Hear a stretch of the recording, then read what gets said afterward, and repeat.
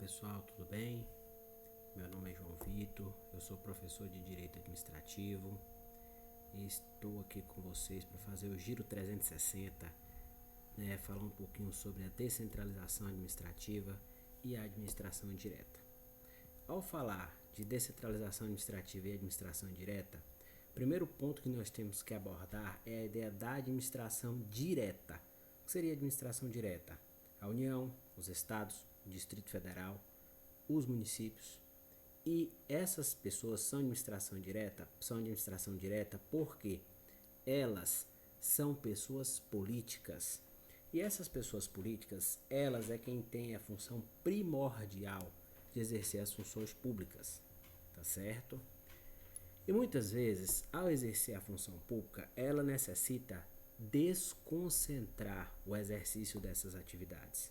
Imagine, por exemplo, se um governador de estado ele não tivesse secretarias, ele respondesse diretamente por todos os setores, por todas as atividades, respondendo pelas questões da saúde, da educação, sem que houvesse nenhuma restrição, tudo por conta dele.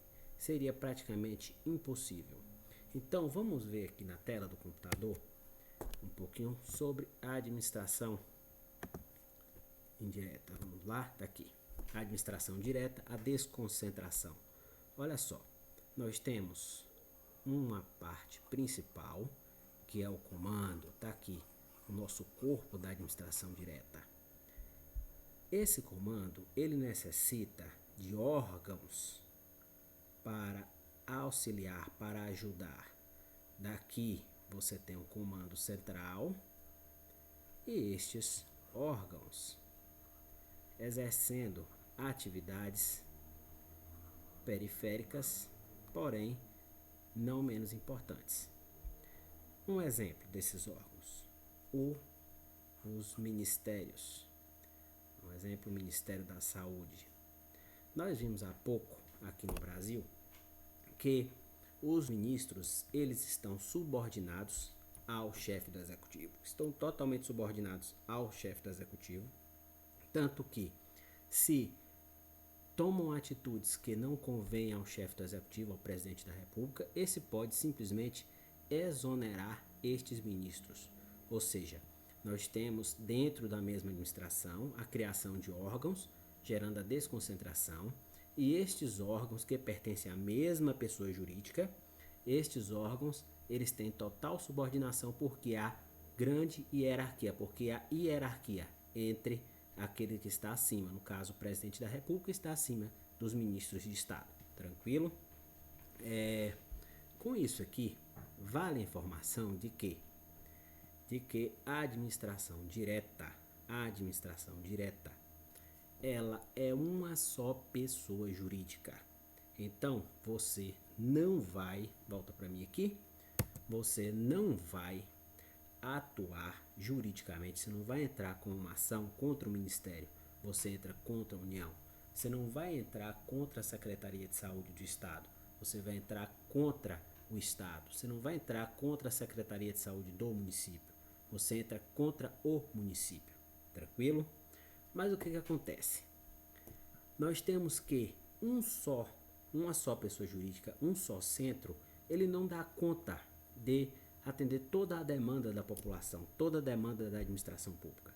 Então, nós passamos ao nosso foco do Giro 360, que é justamente a ideia da descentralização. Então, falando um pouquinho aqui agora da descentralização, olha aí na tela, nós temos a ideia da administração indireta. Então, veja só, enquanto nós tínhamos na administração direta uma só pessoa jurídica, se dividindo em órgãos, tá certo? Totalmente subordinados, órgãos. A letra não ajuda muito aqui não. Agora na administração indireta, nós temos a criação de outras pessoas jurídicas, ou seja, são pessoas jurídicas independentes. Na verdade, não completamente independentes, Há uma vinculação, sem dúvida nenhuma, porém não há a hierarquia. Porque essas pessoas elas têm a independência patrimonial, financeira, administrativa. Não há uma independência política, tranquilo? Então, a descentralização ocorre com a presença de outras pessoas jurídicas. E quem são primordialmente estas pessoas jurídicas? A primeira pessoa da administração direta que nós vamos falar e que é importantíssima são as autarquias, tá certo? Ao se falar em autarquia, vem logo à nossa mente o INSS. As autarquias são pessoas jurídicas, né, de direito público, tá certo? Pessoas jurídicas de direito público. Então, se eu tenho uma autarquia federal, a competência para julgar ações em que essa autarquia está presente será da Justiça Federal. Tranquilo? Eu tenho também como uma segunda pessoa jurídica, uma segunda administração pública indireta, uma segunda administração, ente da administração indireta, que não pode falar, que não pode faltar e que está presente na descentralização, eu tenho as fundações, tá certo? As fundações que podem ser pessoas jurídicas de direito público ou pessoa jurídica de direito privado, tá certo? Se são pessoas jurídicas de direito público, elas são conhecidas como fundações autárquicas ou autarquias fundacionais. Já a fundação pessoa jurídica de direito privado seguirá algumas regras de instituição do direito privado, que está estabelecido no Código Civil. Contudo, todas duas assumirão finalidades, tá certo? Tanto a de direito público quanto a de direito privado terá finalidades essencialmente religiosa, né? Moral, atividades de caráter moral, ainda cultural ou assistencial. Como exemplo aqui, nós temos como exemplo aqui a FUNAI, que é a Fundação Nacional do Índio. FUNAI. Inclusive, Fundação FUNAI remete e auxilia na recordação, para não deixar a gente esquecer. Tranquilo? Volta aqui para mim um pouquinho para a gente poder falar. Nós agora vamos falar das duas últimas pessoas da administração direta. Existem outras, mas das 4 essenciais faltam 2. Essas 2 são pessoas jurídicas de direito privado. Quem são elas? Vamos voltar lá? Nós temos aqui, primeiramente, as empresas públicas. Tranquilo? Empresas públicas. Quem é empresa pública por essência, para a gente sempre lembrar? A CEF, a Caixa Econômica Federal, que é uma pessoa jurídica de direito privado, tá certo? Ou seja, quando lembrar de empresa pública, lembre da Caixa Econômica Federal, porque a partir daí você vai ter o exemplo de tudo que acontece com uma pessoa, com uma empresa pública. Por exemplo, ela tem que realizar concurso público, o seu concursado ele vai ter a carreira regida pela CLT, porque é um empregado público e não um servidor, e assim por diante. Tranquilo? Em situação muito semelhante, a empresa pública, nós temos as sociedades de economia mista. Qual o nosso exemplo claro para a gente nunca esquecer da sociedade de economia mista? Nós temos o Banco do Brasil, tá certo? Que é também uma pessoa jurídica de direito privado, tá certo? Agora, turma, o que a gente tem que ver aqui? Todas duas são pessoas jurídicas de direito privado.